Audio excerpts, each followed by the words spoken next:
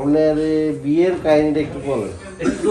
বিয়ের কাহিনী বলতে কি আমার নাকি মানে আমি যখন পাসপোর্ট করি 2021 সালে 2022 সালে পাসপোর্ট যখন করি তার 3-4 মাস আগে আর কি মেয়ের সাথে রিলেশন মানে যে কোনো আর কি কথা বলতে ভালো লাগছে ফোনে আলাপ করি আলাপ করতে আমি কিন্তু জানাই না পাসপোর্ট করে নিয়েছি। পাসপোর্ট করার পর জানাই নিল মেয়ে যে কিভাবে পাসপোর্ট করলাম খুব আর কান্নাকাটি বলতেছে যখন 5 মাস হইলো তখন আর কি খুব কান্নাটা আমি চলে গেলাম ঢাকা সিঙ্গাপুর ট্রেনিং করতে ট্রেনিং সেন্টারে যাওয়া হলো না ফের বাসায় গেলাম যে এখন তো মানে আমাদের বাসা আর ওদের বাসা বেশি না 5-6টা দূরাদূরি মানে ওইখানে 5-6টা বাসা আছে এরকম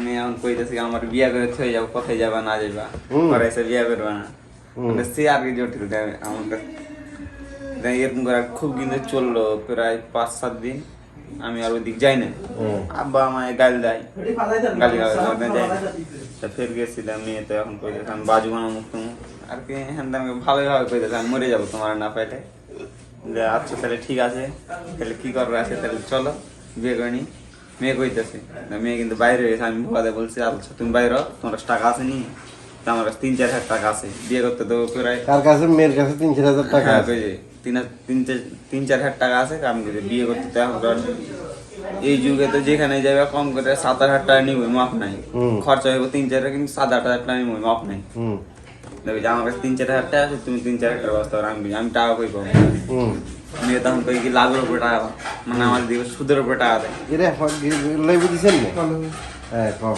সুদের উপরে টাকা দেয় আমি কই আমার লাভের উপরে কেটে আসবো লাভের উপরে টাকা দিতে পারতাম না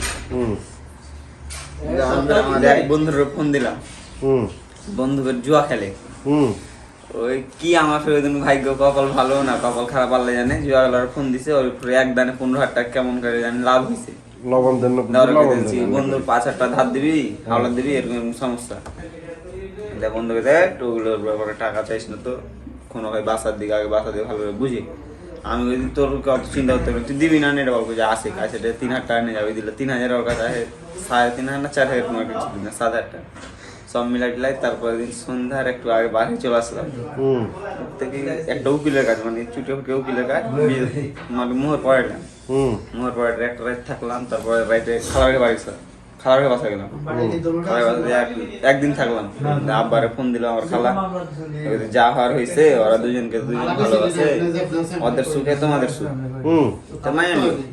বাসায় গেলাম যে এটা আব্বা আমার পা হাত ধরে পড়ে গেলাম সেখান না গেলে আব্বা তো মানবো না পা হাত ধরে পড়ে গেলাম আর বাবার মন কি ছেলে পা হাত ধরে কি থাকতে পারবো মায়া নিচ্ছে না তোমার বাবা মায়া নিচ্ছে তো তোমার বয়স কত?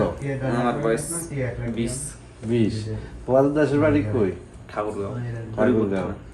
তো বিয়ের পরে কয় বছর পরে তুমি সৌদি আরবে এখন আসছো? 17 মাস।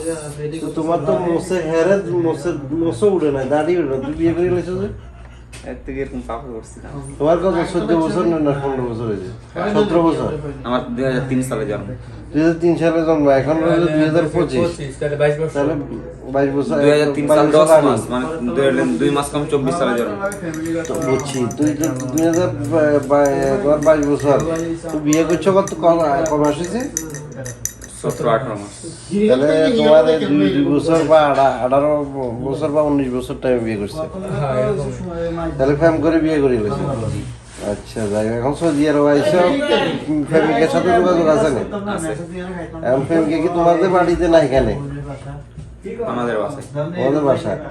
এখন কি টাকা পয়সা রোজগার করে কি বাপ মারে দিবে না ফ্যামিলিকে দিবে? কি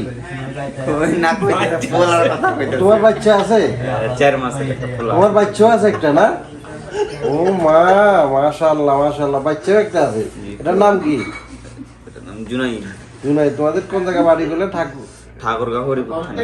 ঠাকুরগাঁও হরিপুর থানা। তোমার বাপ কি আওয়ামী লীগের মেম্বার না বিএনপি?